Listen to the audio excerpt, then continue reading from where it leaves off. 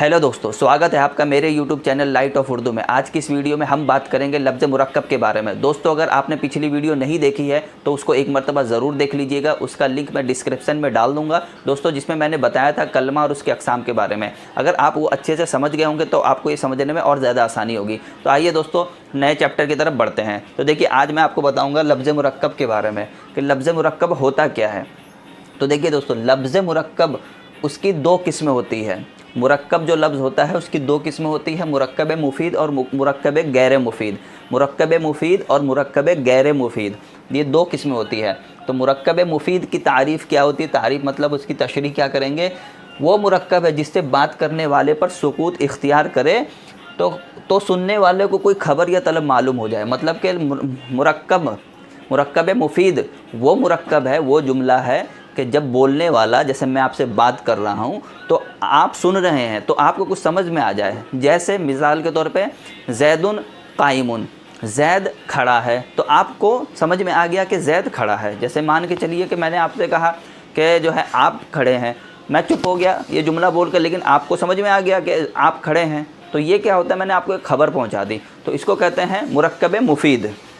ठीक है, वो मुरक्कब है जिससे बात करने वाले पर सुकूत इख्तियार करे, यानी खामोश हो जाए तो सुनने वाले को कोई खबर या तलब मालूम हो। जैसे ज़ैदुन कायमुन, ज़ैद खड़ा है। इज़रिब ज़ैदुन, ज़ैद को मारा। तो मारना क्या होता है? एक फ़ेल होता है। तो इससे हमें पता चला कि ज़ैद को मारा गया। जब मैं ये बोलकर खामोश हो जाऊंगा तो आपको पूरा जुमला समझ में आ जाएगा कि ज़ैद को मारा गया। तो उसे हम कहते हैं मुरक्कब मुफीद। ठीक है, ऐसे जुमले को कलाम भी कहते हैं। फिर जुमला की अक़साम, जुमला की कितनी किस्में होती है? जो जुमला की दो किस्में होती है। देखिए, जो भी हम जुमला बनाते हैं, जो भी हम जुमला लिखते हैं, उसकी दो किस्में हमेशा रहेगी। एक होती है ख़बरिया और दूसरी होती है इंशाइया। एक होता है ख़बरिया और एक होता है इंशाइया। अब जुमला ख़बरिया की तारीफ़ क्या है? वो जुमला जिससे बोलने वाले को सच्चा या झूठा बताया जा सके।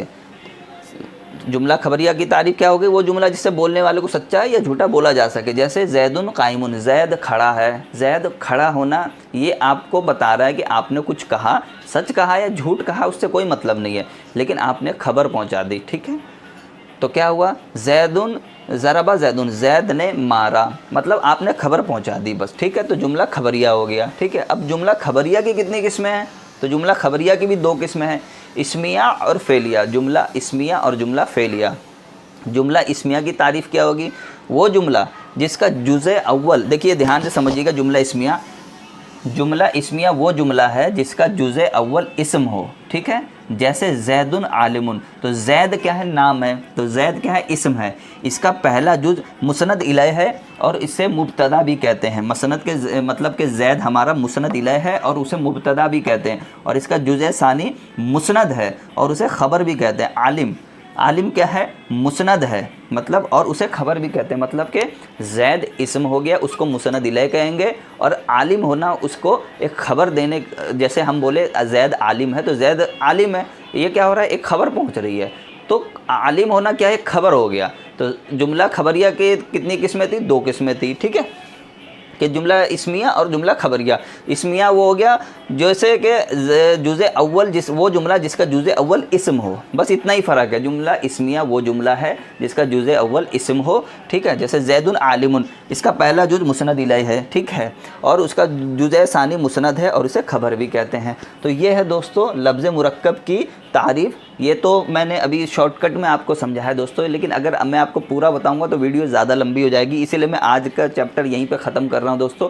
मिलते हैं अगले दूसरे चैप्टर में। इसी के जुमला फ़ेलिया के बारे में पढ़ेंगे, जुमला इंशाइया के बारे में पढ़ेंगे, और उसके बाद और भी जो जुमले आएंगे उसके बारे में पढ़ेंगे। तो दोस्तों वीडियो को लाइक करें, सब्सक्राइब करें। मिलते हैं नेक्स्ट वीडियो में।